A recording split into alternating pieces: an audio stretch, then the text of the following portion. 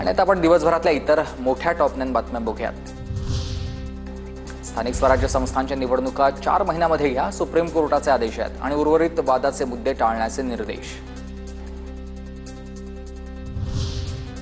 कायद्याच्या कचाड्यामध्ये निवडणुका अडकवून ठेवण्यात आलेल्या होत्या। निवडणुकांसाठी आमची तयारी पूर्ण आहे, युद्ध सराव झालेला आहे। सुप्रीम कोर्टाच्या निकालाचे आम्ही स्वागत करतो, संजय राऊतांचं हे वक्तव्य।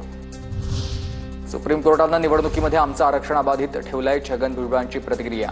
तर आता अन्याय होणारच नाही आणि पंकजा मुंडेंकडून देखील भावना व्यक्त करण्यात आली आहे। स्थानिक स्वराज्य संस्था निवडणुका ओबीसी आरक्षणासह होणार असल्यानं ओबीसी नेत्यांमध्ये आनंदाचं वातावरण आहे।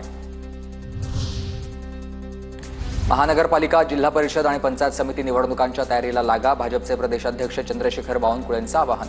महायुती म्हणून एकत्र निवडणूक लढणार, बावनकुळेंचं हे वक्तव्य। भारत एक संघ आहे हे जगाला सांगण्याची आता वेळ आलेली आहे। भारत पाक तणावाच्या पार्श्वभूमीवर शरद पवारांचं एक मोठं वक्तव्य।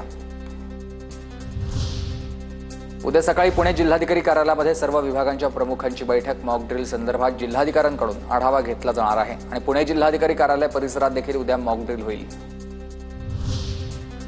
सरपंच संतोष देशमुख हत्या प्रकरणी उद्या बीड कोर्टामध्ये सुनावणी। विशेष सरकारी वकील उज्ज्वल निकम राहणार उपस्थित। उद्याच्या सुनावणीकडे सध्या सर्वांचंच लक्ष लागलं आहे।